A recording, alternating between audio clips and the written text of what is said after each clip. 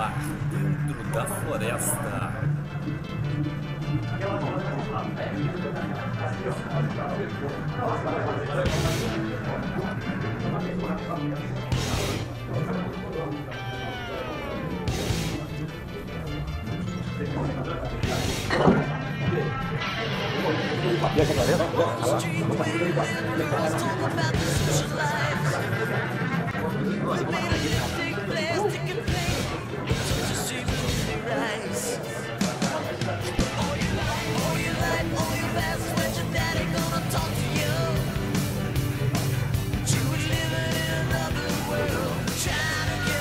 Oi?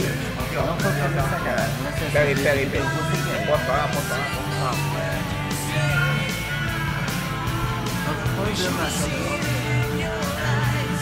Uhul!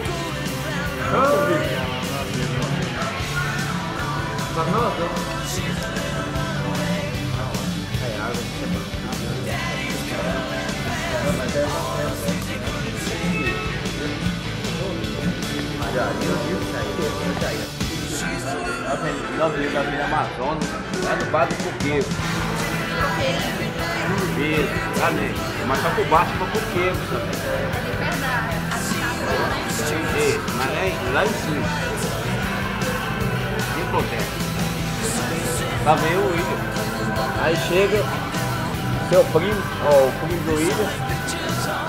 Peguei esse aqui, chegou mais tarde. Chegou atrasado. Não, o Juninho chegou atrasado, realmente. Não é possível atrasado. Aí, ele lá disse mais tarde. Ele é peão. Chegou agora que ia sentar na janela, né? Caralho. Não é? É o que acontece. Aí, esse aqui falando de pagode, e o falando de rock and roll, deu em samba. Ele tava falando de pagode? É, aí falando de pagode, eu falo de rock and roll e samba. Com o William aqui. Aí não precisa nem falar o que acontece. Aí nós fomos lá para a estação, que tem uma mulher, que esse aqui, ele viu a bunda da mulher, não viu a mulher.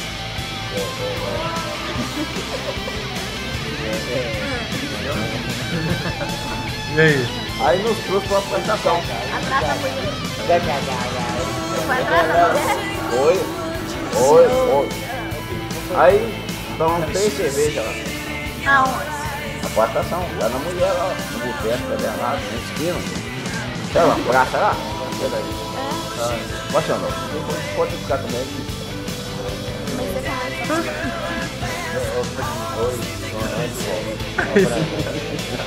Oi.